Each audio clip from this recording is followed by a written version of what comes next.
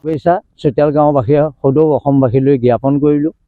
ইয়াতে আমি 2008 চনৰ পৰা মানে ব্যতিক্ৰমী ৰূপত আমি ভেলাঘৰ ভাগ সাজি আহিছোঁ। পুৰণি মানে নেওচি আমি কেতিয়াও চাৰাই যোৱা নাই। পুৰণি পৰম্পৰা অক্ষুণ্ণ ৰাখি নতুনক কিছু আমি প্ৰভাৱ দিবলৈ চেষ্টা কৰিছোঁ। যিহেতু গ্ৰাম্য জীৱনৰ কিছুমান বস্তু নাইকিয়া হৈ গৈছে, যেনে মৰণা মৰা, হাল বোৱা, সেই বস্তুখিনি আমি প্ৰতীকী ৰূপত মানে দেখুৱাবলৈ চেষ্টা কৰিছোঁ।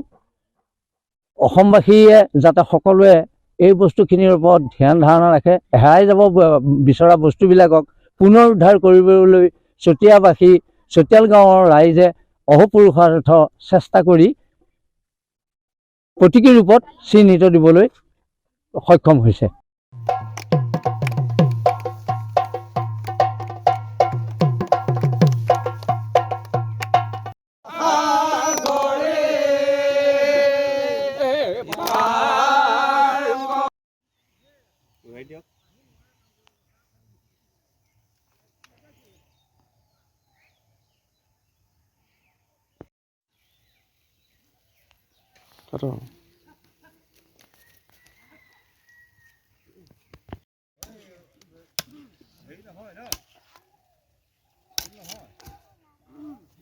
শুভেচ্ছা চতিয়াল গাঁওবাসীয়ে সদৌ অসমবাসীলৈ জ্ঞাপন কৰিলোঁ।